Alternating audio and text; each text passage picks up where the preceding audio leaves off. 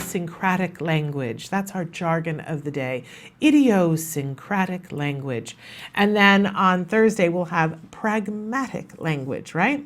And you will, especially if your child is school age, you will see these terms thrown around like ping pong balls. And it's good to kind of get a handle on what are they talking about. Because I don't know about you, sometimes I have heard people talk about idiosyncratic language as a positive thing. A lot of times when experts are talking about it having to do with an individual who's on the autism spectrum, they're talking about it from a more challenging perspective. So let's take a look at what our actual definition is.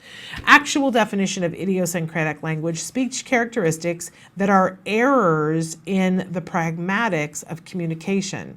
Often involves language with private meanings or meanings that only make sense to those familiar with the situation where the phrase originated.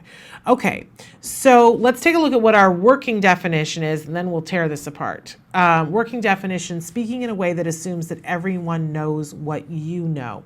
And this is really whittled down to when we're just talking about it having to do with autism, because often we'll see our kids that they don't have the perspective taking to understand that you don't know what I know.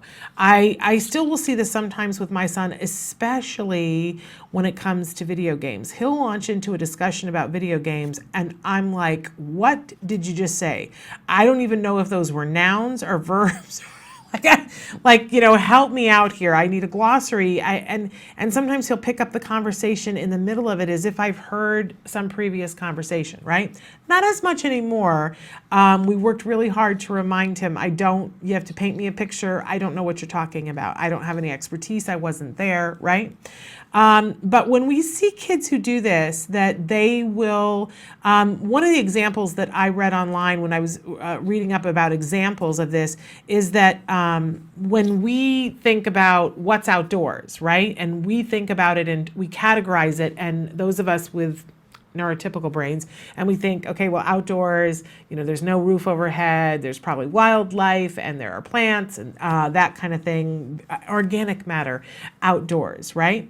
So when we think of outdoors, or somebody says outdoors, that's what we think of. For a child who's on the autism spectrum, they may know that the only person who takes them outdoors is their grandma, and they call their grandma Nana. Right? So when they want to go outdoors, they're not thinking about all of that. They may say Nana, and that is their way of expressing, I want to go outdoors.